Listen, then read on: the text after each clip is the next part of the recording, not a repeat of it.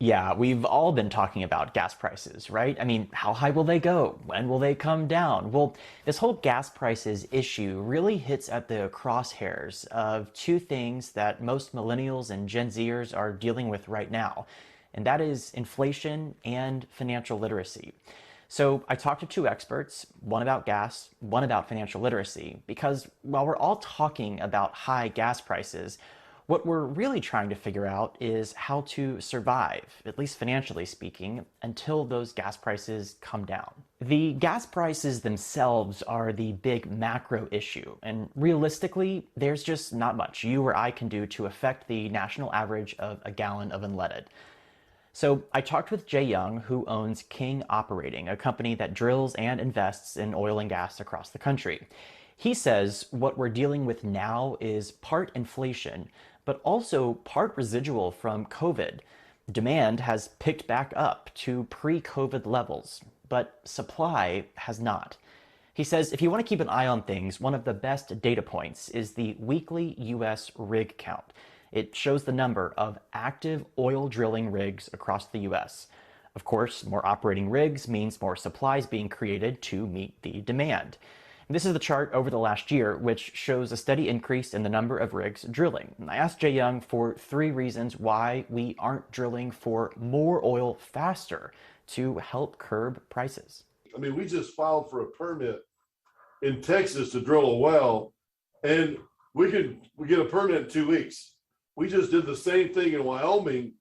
It'll probably take 3 to 4 months.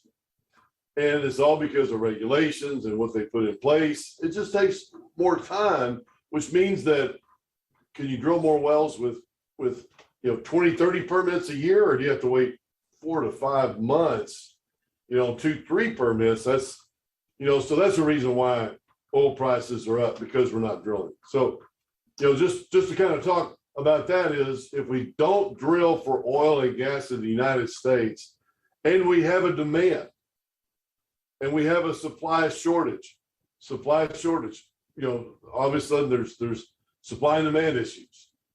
Anything in the world, if there's less of and there's a demand, you're going to have higher prices. And that's what's going on right now. We have higher prices. The second reason why we're not drilling for oil in the United States is because basically our public companies are staying out of the business. They're sitting on the sidelines. Exxon makes $6 billion last quarter. They spend $10 billion buying back their stock, pumping their stock up, instead of doing what they should be doing, which is drilling for oil and gas. They've got a lot of acreage out in the West Texas Permian area, which is the hottest area in the country. They could be drilling wells out there with their deployed capital or not. They're buying stock. So they're not drilling for oil and gas. So that means the supply stays down, demand's up. Third reason why is because there's big companies like BlackRock and your institutions and your teachers' credit unions and people like that aren't investing.